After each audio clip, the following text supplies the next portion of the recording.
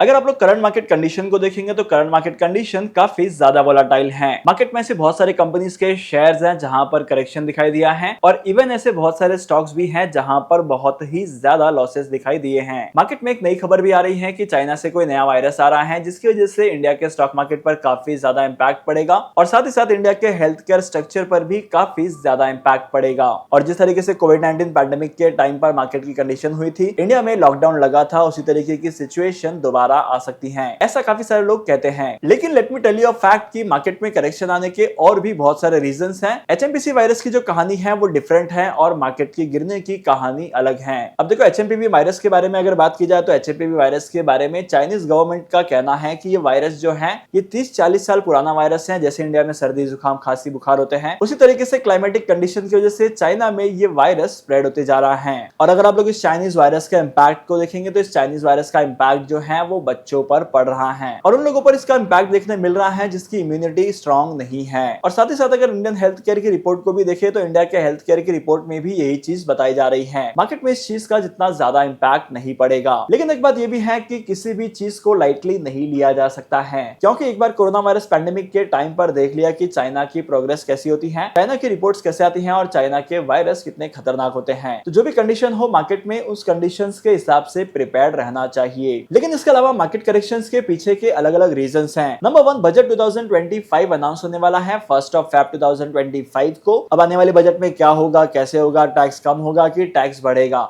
और खासकर जीएसटी के टैक्स स्लैब्स को लेकर काफी ज्यादा लोग इंतजार कर रहे हैं और इसीलिए मार्केट काफी ज्यादा वोलेटाइल हो रहा है। अब अगर आप लोग सेम टाइम पीरियड में हर साल मार्केट को देखेंगे तो हर साल मार्केट में करेक्शंस दिखाई देते हैं, खासकर जनवरी के मंथ में, क्योंकि फैब के इनिशियल डेज में, फैब के स्टार्ट होते ही मार्केट में यूनियन बजट आ जाता है और इसके बाद मार्केट जो है वो अलग लेवल पर ग्रो करता है। पहली कंडीशन तो यही है कि मार्केट में वोलेटिलिटी बढ़ते जा रही है, लोग प्रॉफिट बुकिंग करते जा रहे हैं, क्योंकि अपकमिंग बजट में क्या चेंज होगा, कैसे चेंज होगा, ये कोई कह नहीं सकता। और जब बजट आएगा तब पता चलेगा। इससे बेटर है कि कुछ पर्टिकुलर सेक्टर में प्रॉफिट बुकिंग किया जाए। और हम सभी को पता है कि जब मार्केट में मैसिव लेवल पर प्रॉफिट बुकिंग होती है तो मार्केट में करेक्शन आता है, शेयर्स की वैल्यूएशन में गिरावट आती है और इसकी वजह से आपके इन पोर्टफोलियो पर भी इंपैक्ट पड़ता है। इसके अलावा अगर आप लोग फेडरल पॉलिसीज को देखेंगे तो फेड की पॉलिसीज भी कुछ खास इंडिया के लिए सपोर्टिव नहीं है। इसीलिए इंडियन स्टॉक मार्केट में मल्टीपल चीजें एक साथ होने की वजह से मार्केट में वोलेटिलिटी बढ़ी है और इसी वजह से स्टॉक मार्केट में करेक्शंस भी आते जा रहे हैं। अब मार्केट के कुछ एनालिस्ट ऐसे भी हैं जो कहते हैं कि जनवरी के एंड तक मार्केट इसी तरीके से परफॉर्म करेगा।